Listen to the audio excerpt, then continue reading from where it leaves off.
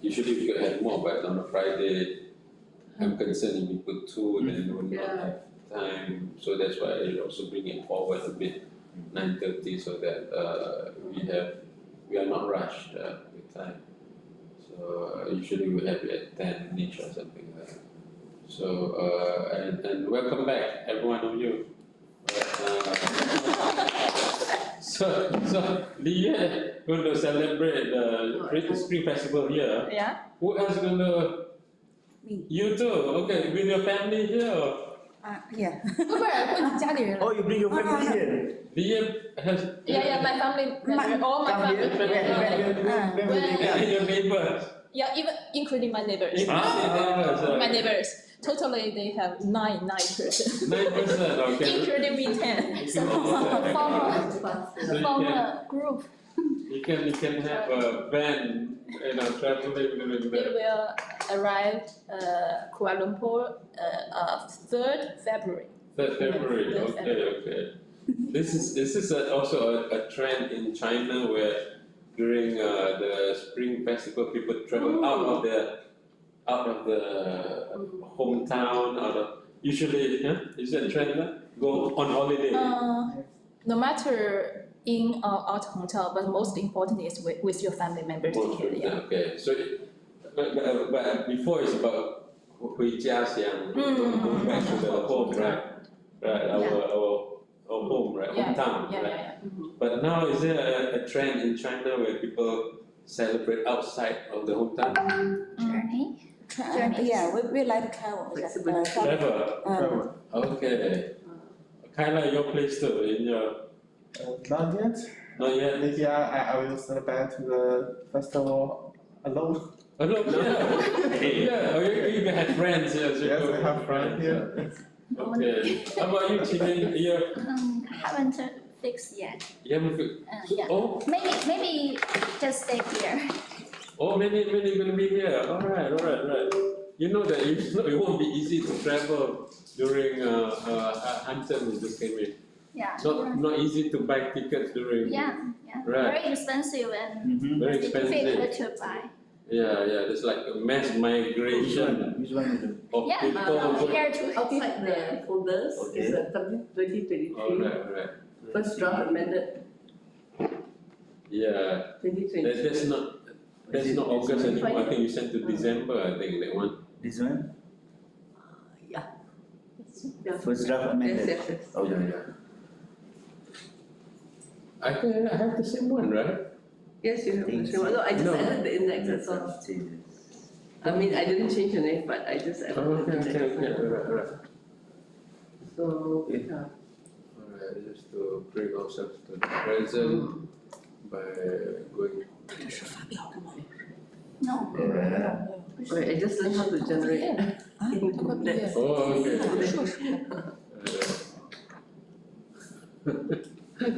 New digital skill.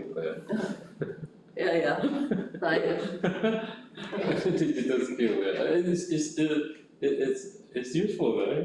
To get. Now it's so easy to use. I And then you realized can it's so easy. adjust there, then it goes back there, right? Yeah. Instead of for editing work is easy. Yeah.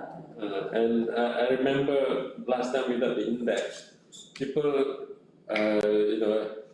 during Viva they have a different page here, different page in the index, Sometimes that troubles the examiner. Examiner, make sure your pagination is right and all that. It's just not good conversation to have. I have one student like that was from Sabah. You know, in the lectures or something. Mandarin. By the way, I invite all of you to come to the Sun Yat-sen Museum.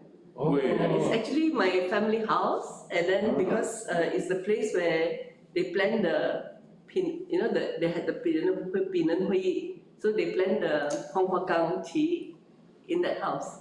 Oh, it's your family? Yeah. Oh, Sun Zhong house, isn't it? Sun Zhong San. But my grandfather bought it in 1926. Alright. Then when they wanted to sell the house, by that time we know about the history, so we decided to save the house. Yeah. And now we open it to visitors. It's at 120 Amini Street in town. I will send it to the group, then you can. Yeah, okay, thank you. Yeah, yeah. I mean, Sun Zhongshan is the father of, can I say that? Sun Zhongshan is father of independence, Yeah, right? you can say that. Or is it Mao Zedong or is it Sun Zhongshan. Sun Zhongshan, father of independence? Oh, Yeah, Yes. Yeah. yeah, I mean, because of him, then the Manchu dynasty fell. yes, yes, yes. Then he's the father of like modern China. We learned this in Republic. our history book. Yeah. 什么什么之父，yeah, Sun From Zhongshan. the Qing dynasty. That's Nusantara. Okay, yeah. So he spent 16 years in exile. He was outside of China for 16 years. Mostly in Japan, Singapore, Penang, and America, Hawaii, Canada. He was all over the world for 16 years, in London also. 16 years, yeah. Wow. So probably enjoyed char kway teow over here. Char kway teow. Yeah. Had some nasi kandar also maybe. Yeah. So if you remake the story of Sun Zhongshan Sensei, make sure there's a one episode where he eats nasi kandar. Nasi kandar. Kau campur. It's a Malaysian experience. Because he did come here to raise funds and all that too, right? Yeah. But it's not a controversial figure in China because it's a nationalist movement, right? Sun Zhongshan is 不是共产党，是民主党。国民党 ，okay， 国民党。The bad guy is after him. Chiang Kai-shek is the other. Yeah. But it's good at the original, right? Yeah. It's good at the original. Original, yeah, he's good. I respect him though, when I learn Chinese history. Unfortunately, he wasn't around at the revolution. Yeah. Okay, are you ready? Okay. Okay, let's do it. You gotta share the screen. Which one first? This one first? Or some? So I took out middle class and then no more middle class. Yeah, that's a good point just now that instead of having this TV, we'll go to the old projector because we will have a bigger screen. Yeah, it's also So sometimes wide. old tech is better than new tech. They got a bigger screen, But right? you can blow it up quite bigger, isn't it? You could. And you try below right hand corner at the bottom, you just increase the size, right hand corner, Oh, yeah. plus sign, yeah, okay. So who is the expert in the formatting? I don't mind like even hiring somebody to help me format properly and paying somebody to do that formatting and make sure that the formatting is correct or whatever. Yeah, that will be one of my inputs, by the way. This will be one of my comments. But, Yeah. go ahead. So Let's there's start. acknowledgements. I think I'm following one of the something template, USM thesis template. But that one is for science, I think for chemistry. Just the equals or Muzakir, then they say that. Muzakir. Muzakir or equals a thesis? Use that as a This is benchmark, the- as an yeah. example. Okay.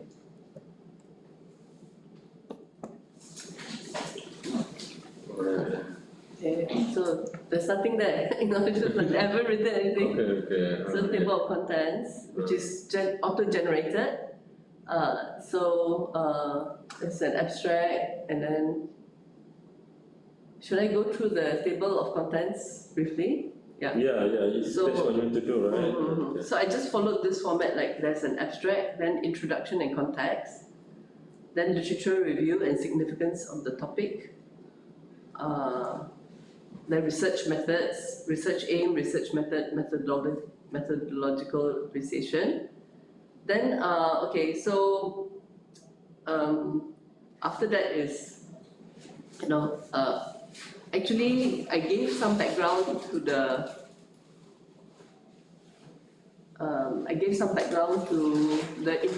people I interviewed. So I interviewed 20 people, and then I described them briefly lah.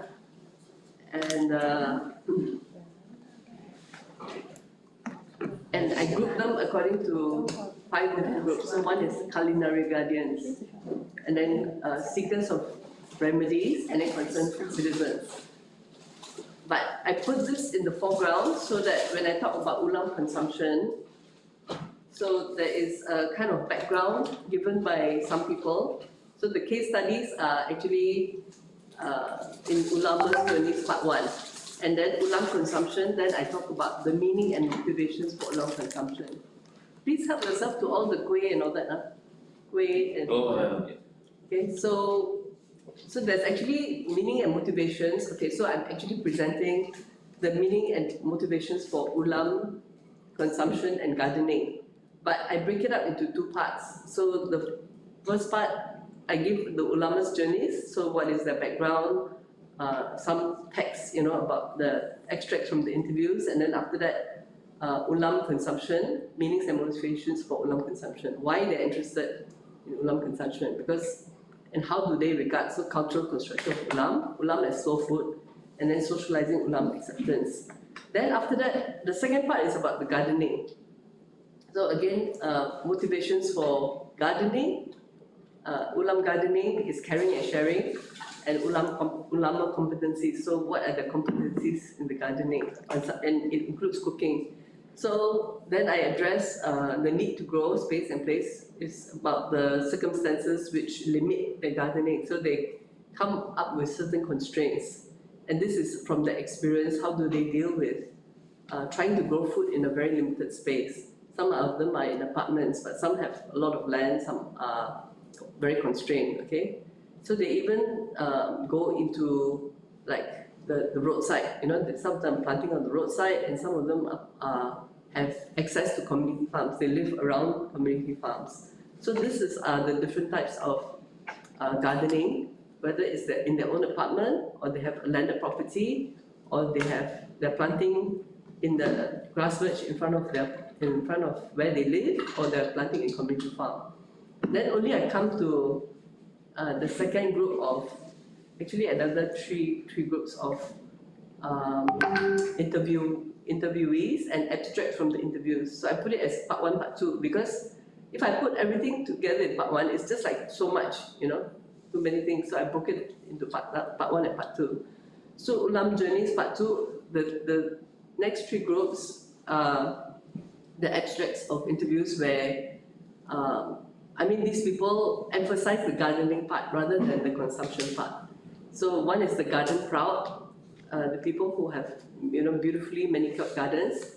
The second one are the community catalysts, that they are the ones that make things happen.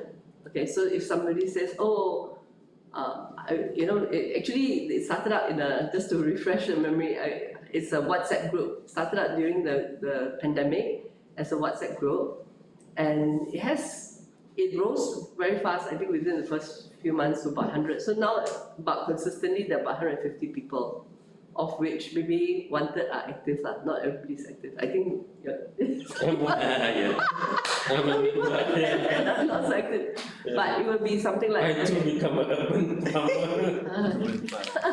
So something like someone will say that, I wish I had these seeds. And somebody say, I have extra seeds, so they offer them.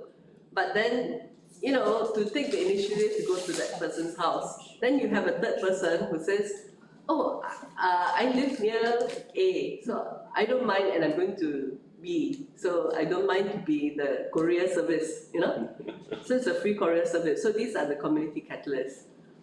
And then you have the ecosystem thinkers, where the abstracts of the interviews reflect, how they think about it more holistically, and these people are more advanced in the whole journey, in the whole ulam edible gardening journey. So they have started to think about the whole ecosystem and why this is such an important activity.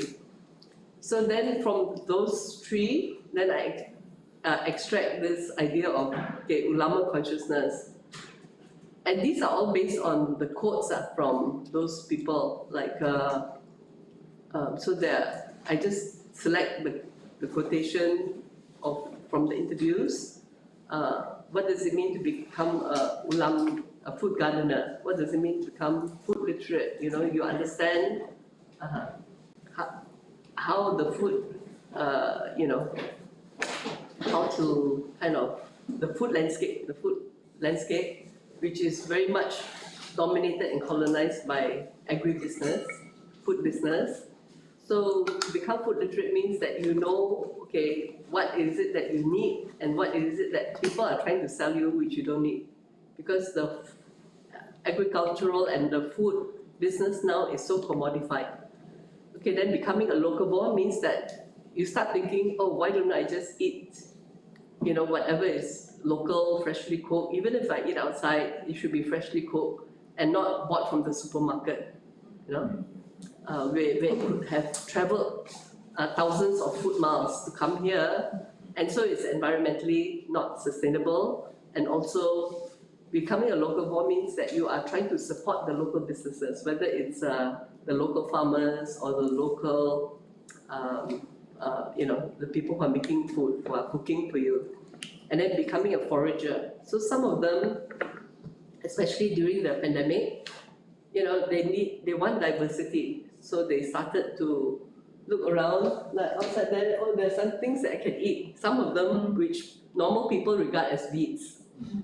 So we have, and then there, in fact, you know, there's another group, but I didn't talk about it so much here, but some of the people in the Ulam group are also members of another group where they are really serious about eating weeds, because some of the weeds have medicinal value.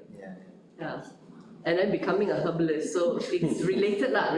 Becoming a herbalist, like they, although they have no formal training in like traditional Chinese medicine, you know, but they have an appreciation for TCM. They have an appreciation for the Malay, you know, understanding of medicinal plants, and so they start to think. Stands for traditional Chinese medicine. Traditional Chinese medicine. And even Ayurvedic. So in Malaysia, we can draw from different traditions. So it's a kind of lay person's understanding of what do you call it, like plants as medicine. Yeah.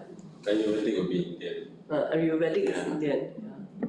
So then also appreciation of biodiversity, because now, you know, as they get into this gardening, food gardening experience, so they appreciate that, oh, even the insects, you know, and the small animals also need our garden. So if everybody creates a garden, then these insects and the animals, they have a place to rest and stop and feed and eat, you know. So they also need to be nurtured. Okay, so that's appreciation of biodiversity. And then developing a commoning ethos is about that, you know, when we work together, like sometimes people volunteer to work on somebody else's garden, or they work in a community garden, and they also create a commons in the sense of, okay, whoever wants seeds, okay, we are sharing the seeds. Whoever wants plants, cuttings, we are sharing the cuttings, and more important than that is the sharing of knowledge. Good morning. Morning. Grab a check. Continue. So then, Enjoy the table. Continue. so all this awareness or consciousness is a way to actually come back to a realization of, you know, that biocultural diversity, foodways and local ecosystems, these are all interconnected. So it's just like everybody used to grow food. I mean, in the past, I say we were hunter-gatherers and we were growing food for ourselves, and people understood that, you know, the ecosystem and the way you eat and the health of the body and the health of the landscape are related, you know. But now we buy food from the supermarket, so we have forgotten all this, right? The whole society is so commodified. And these are urban dwellers which don't naturally have this knowledge. They're not like the people who live in the rural areas, who maybe have this kind of traditional understanding. These are people, urban dwellers, who live in apartments and, you know, like very modern people, they have office jobs and all that. So this edible food gardening helped them to appreciate, help them come to an understanding of, oh, this is the way that it used to be, and this is very wholesome. it's not only is it good for the environment, but it's good for us, for our own physical health. So that they are not so dependent on agricultural business or pharmaceutical industry. Not to say that they don't exclude, they're not like purists or what, but they just become less dependent on sort of buying, health solutions. So then the summary recommendations. Okay, so I tried to extrapolate some of those things that I found out to make it, and how is it relevant for the wider public. So one is that the summary is understanding the phenomenon of ulam consumption and edible plant gardening. The recommendation is how do you increase vegetable consumption through increasing ulam consumption. So ulam is, I have to define again, it's actually raw.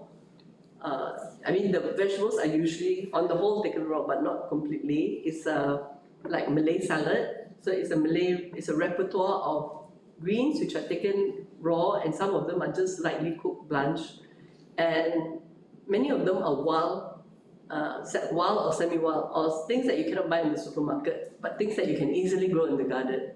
So these are the ulam, and actually when I was going through this, I also looked at some articles in Europe and all that there is, even now, let's say in Italy, a tradition of during certain seasons, people will go and look for wild plants, and these are regarded as medicinal plants, especially the bitter plants. So it's not just TCM, like we have a saying, like anything that is very bitter is very good for you. But even in Europe, it's the same thing. Everybody knows this, that the local people, who live close to the land, they understand this. And of course, the wild vegetables for every place is different. If you go to a different country, it will be different. So that means it involves a lot of local knowledge. And this local knowledge are the knowledge that local people have, which the urban people may not have access to. But if you go to the village, to the kampong, those people, they may know some of that. They have their own, whatever is passed down to the family. So the first recommendation is how to increase vegetable consumption. So I look at how this the health ministry, I can't remember what they call it, but the health ministry, they say that actually, the food pyramid used to be like this, that you have, you're supposed to eat, oils and then protein and meat, and then after that you're supposed to eat vegetables and then carbohydrates, right? But now they change that you have to eat less carbohydrates and you have to eat more vegetables, so the vegetables become at the bottom. And then there was one article that said that, and how is that going to happen? Because the Malaysian production of vegetables is only so much. So even if everybody want to follow your food pyramid, they can't. They can't, because the vegetable supply is just there. So eat a lot of rice basically. Even the price of rice have gone up too. Yeah.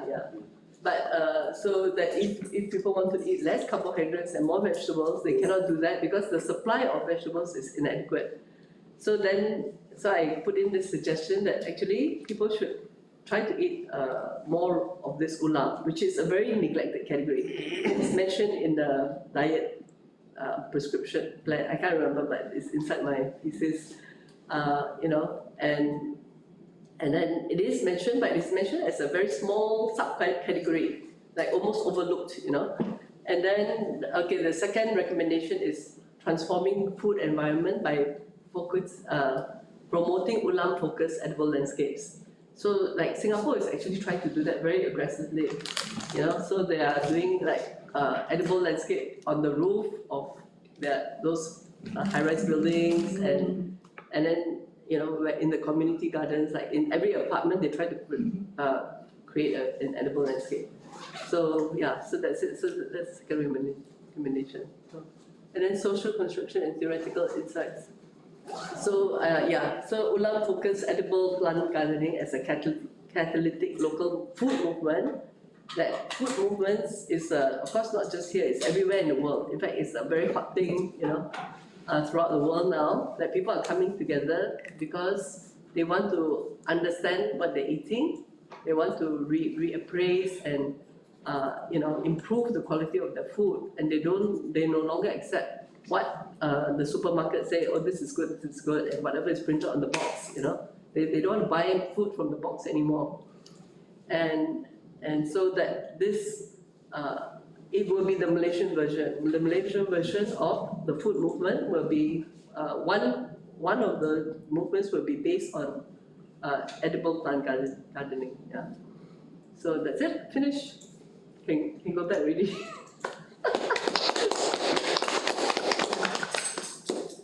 This is a Malaysian dietary guidelines, yeah, and then now the whole thing is actually too long now because it's, I don't know how to, I don't know, I was hoping that Prof will just go through it with a pen and then it'll be down to 50,000 words, now it's like 60,000. Yeah, alright, okay. What I like to share with you is my comments and inputs about the thesis. Okay. Good that you show the thesis. Hanif, can you share but keep the thesis there because we're going to revert back to the thesis there. Okay. Okay, so okay. So everyone can see as well. Oh, good.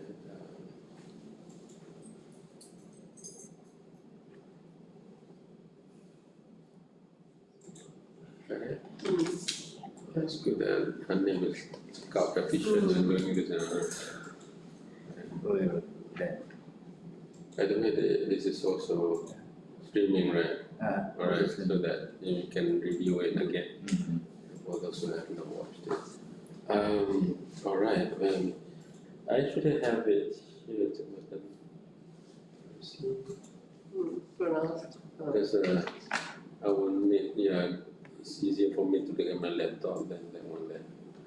Because I also have 20/20 vision. We are past 2020 now. Okay, ready? Yeah. Okay, before I go into this one, seems that you are of the same generation of like my brother, right?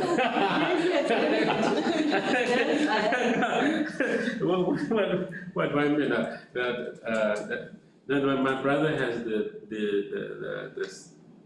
his own unique presentation style too, which is not quite conventional as well, right? Yeah. So in our group supervision and I'm for the diversity of presentation style. Only thing is that my job here is to make sure that Viva success is my job. Remember, there's the yin and yang. The yang is the qualification, the paper quality, right? So the procedures, the formatting, making sure that the Viva gets through. The yin is very much about the scholarly development again. So at the end of the process, right, what you get is important. Your PhD, your master's is important, but more important is that you become a better scholar, so to say, right? That's it. Because you all have registered as a master and PhD student, you want to get master and PhD. And my job is to make sure that you achieve that one. Yes. And a part of it is in the style. Yes. Part of it is the style. So like my brother, his style was using his thesis as well on notes, and then he would scribble even more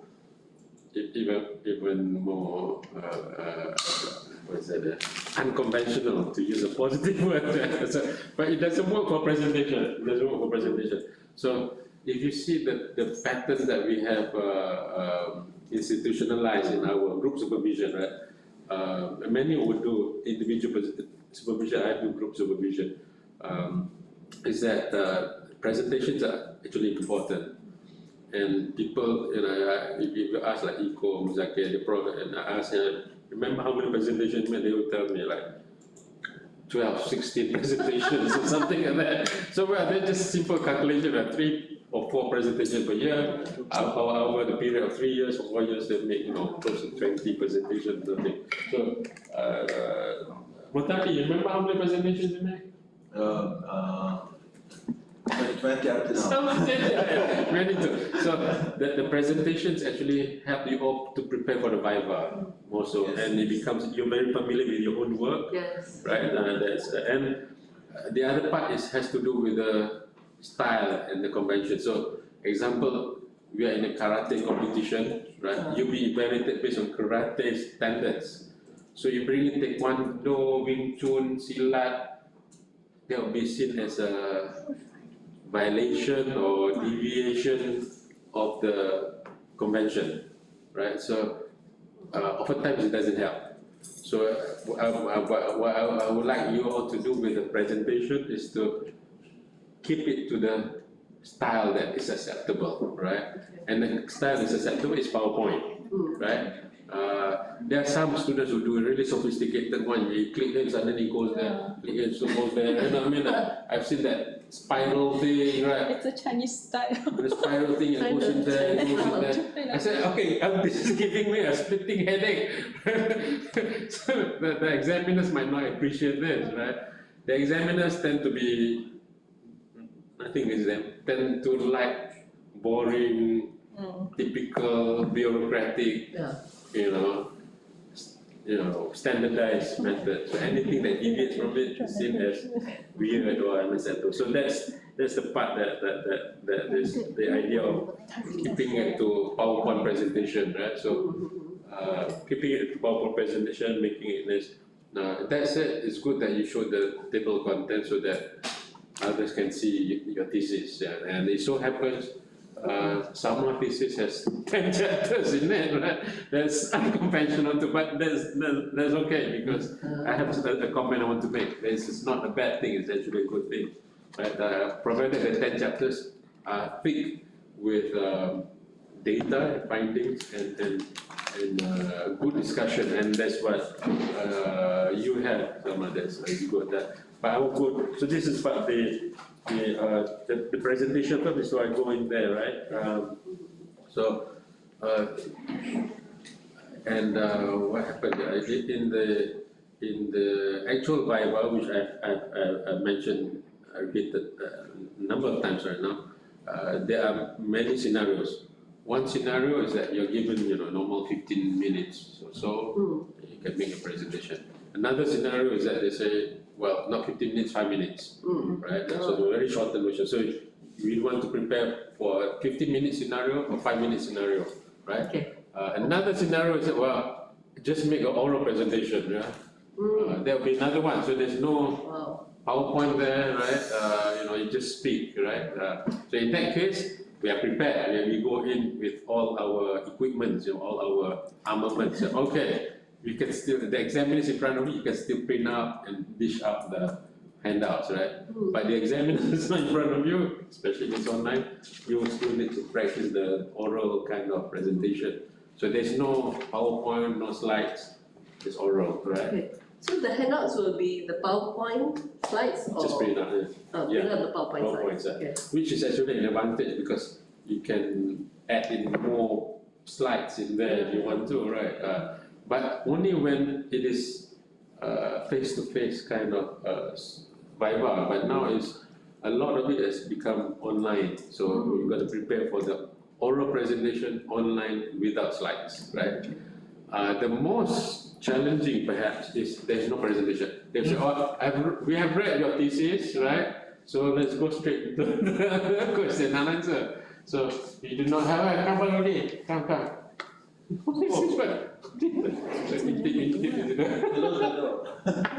Right. So you will have the most senior person probably who has problem getting insurance in Malaysia because insurance doesn't cover people over 60. Come. Grab a chair and then grab a chair. But you got to find a chair somewhere because we are very rich. Use that chair. Oh no.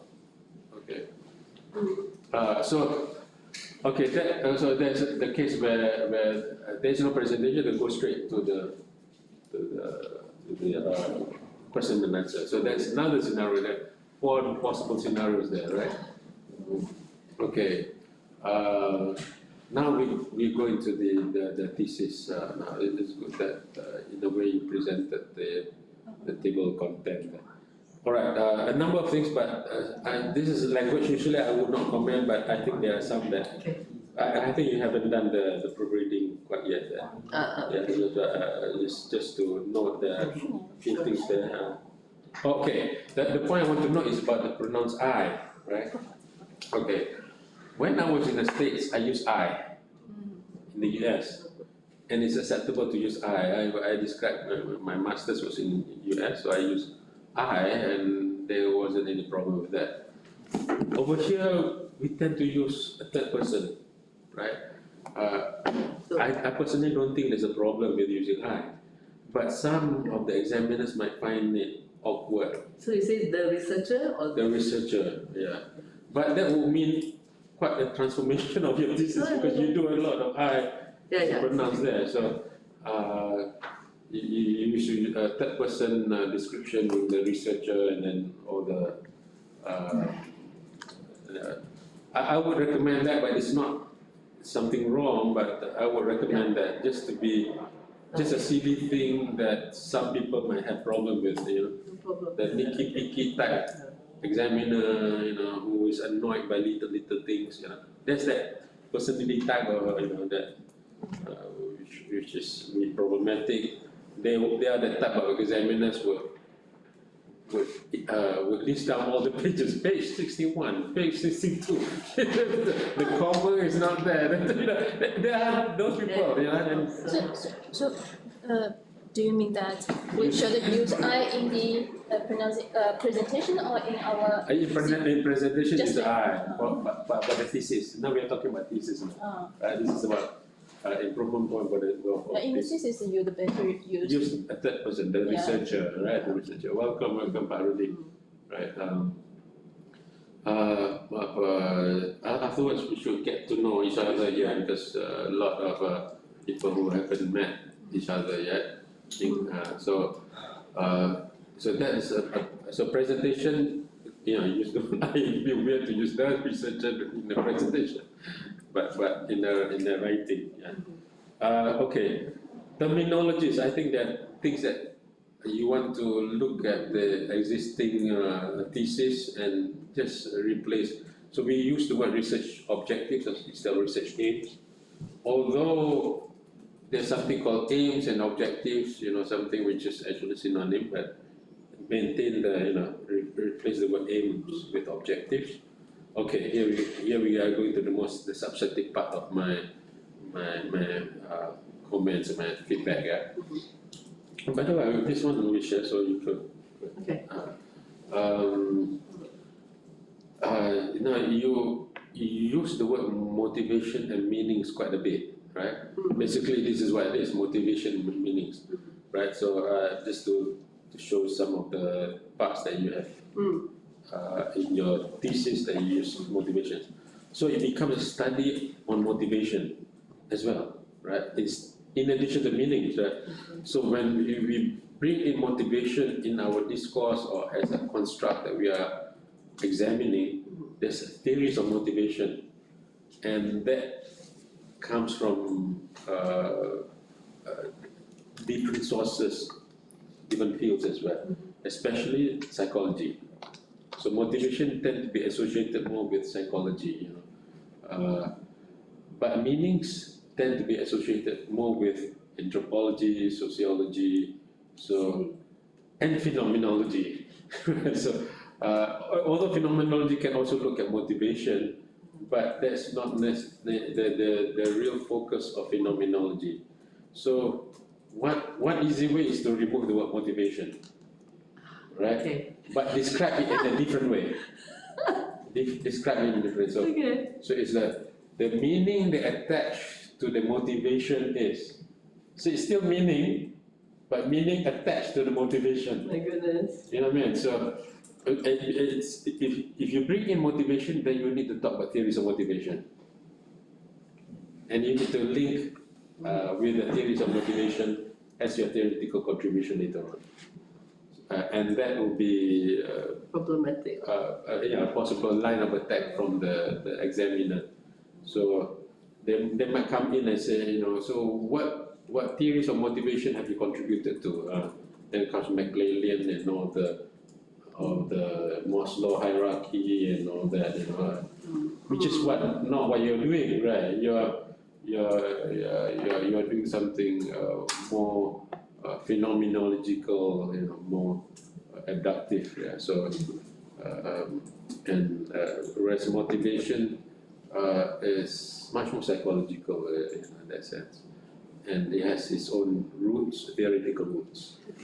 Interesting, when you shift the word itself, you shift the field, right? This is how silly the compartmentalization of knowledge has become. So, right, so that's a minor, but there's a major point. Yeah. Minor, but very major. Minor word change, but major point theoretically and as well as field, right? And by the way, this is for you all as well, right? And when we study motivation, we tend to ask, why do you do this, right? Whereas if you study meaning and essences, we said, when you do this, what were your thoughts? It might not be motivation. It might just be, the meaning they attach to a particular action. So it might not be something deep in motivation. It might be something.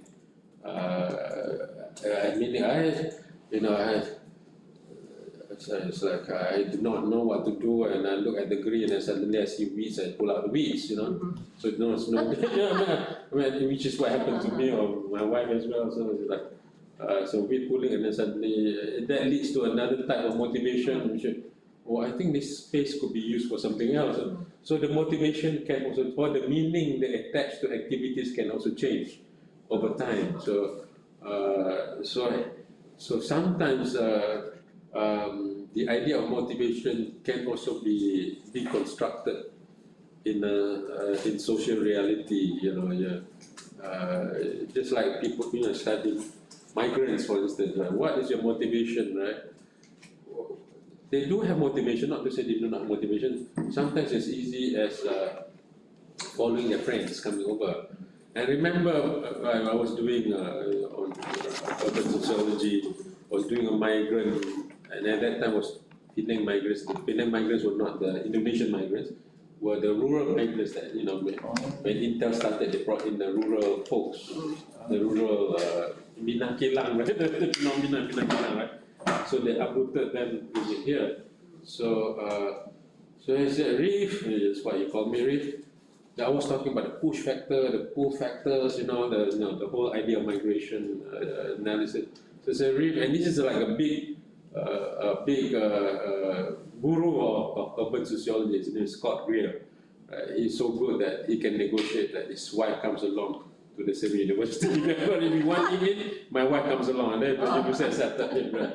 That's quite great. He said, sometimes people come because of the bright lights, the glittering lights. People come to the city because they like, dunia garmen lipan kan. They like the city lights. That's all it takes. Just like fish, it's attracted by lights. Humans are also attracted by the city lights. So I said, wow. This is very shallow, but I can imagine that, the whole attraction. We're talking about youth, people who just graduated from high school. There's not much deep thinking that's occurring in their mind. It's just because the neon lights, writing that. So sometimes the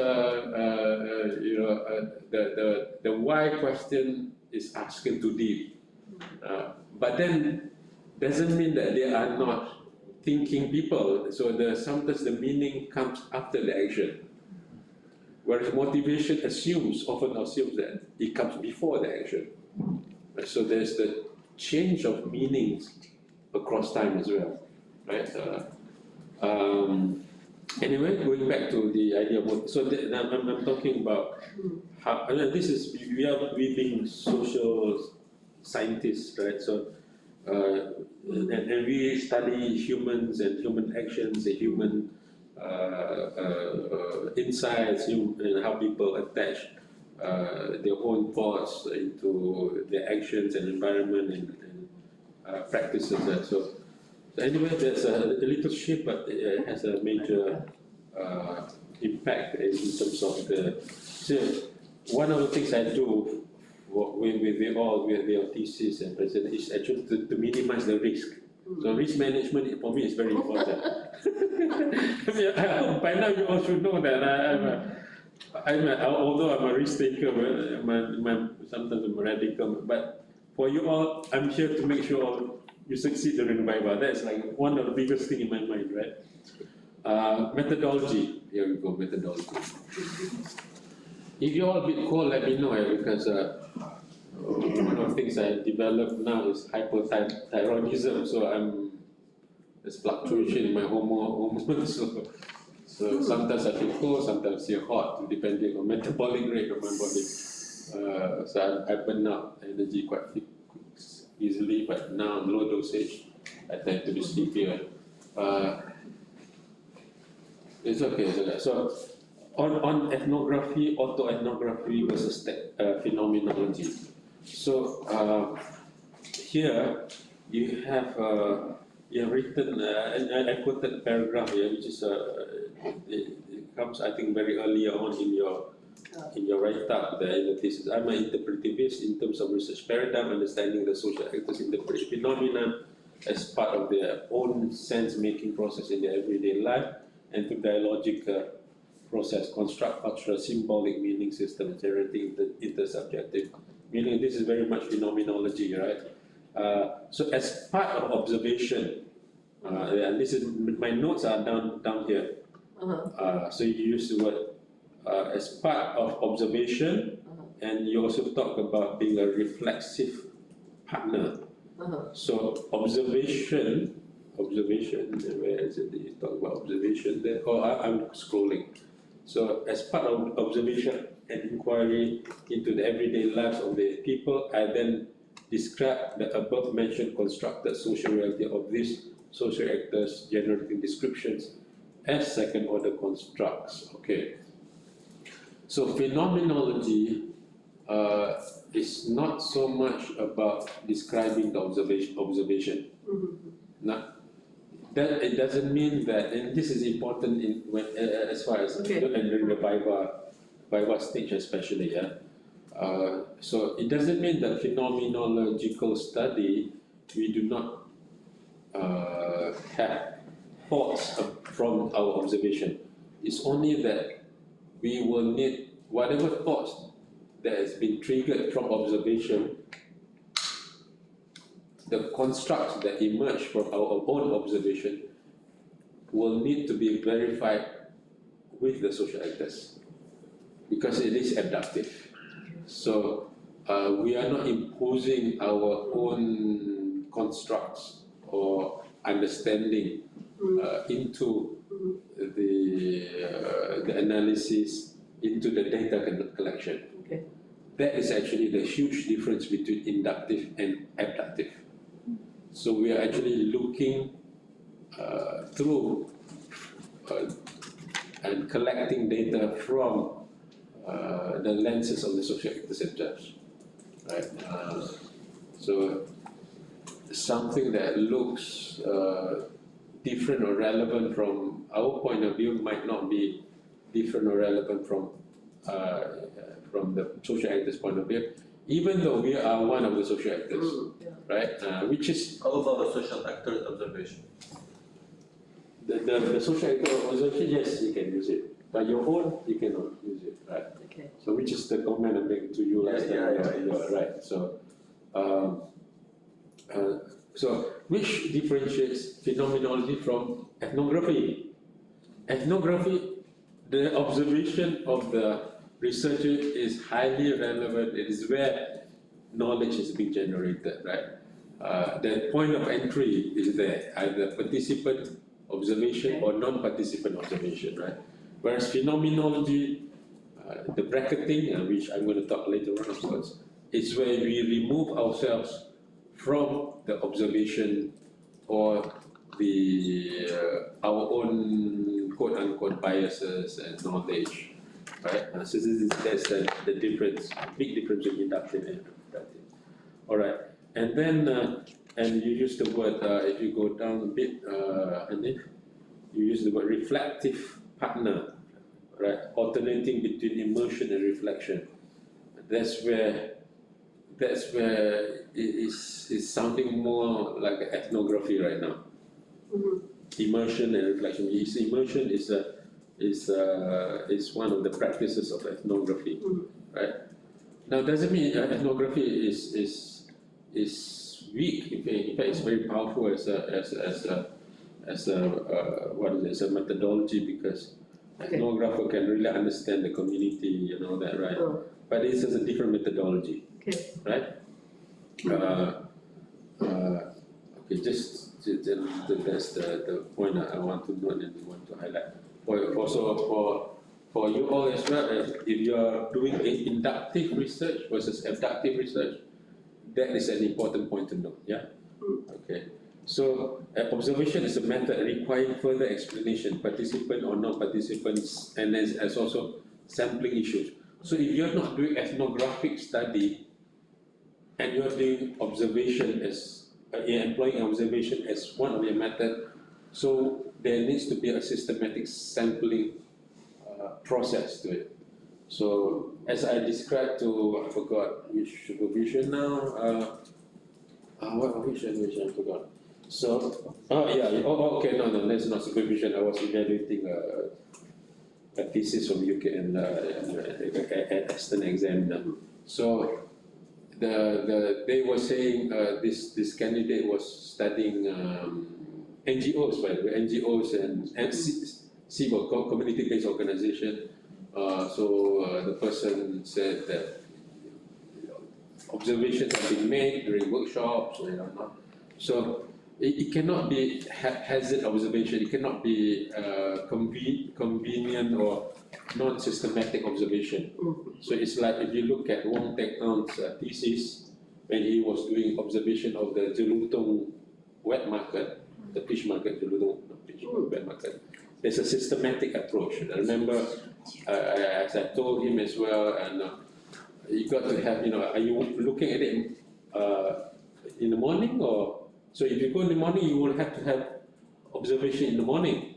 And why are you doing it in the morning, right? Why not doing it in the afternoon? Why do the time of observation is relevant if you're not doing ethnography, right? Because ethnography was immersed himself in the community, so it's like every day I'm there, but if you're not doing ethnography and you're still doing observation, right? Then you need to explain your observation and choose the sampling of your observation and justify it, right?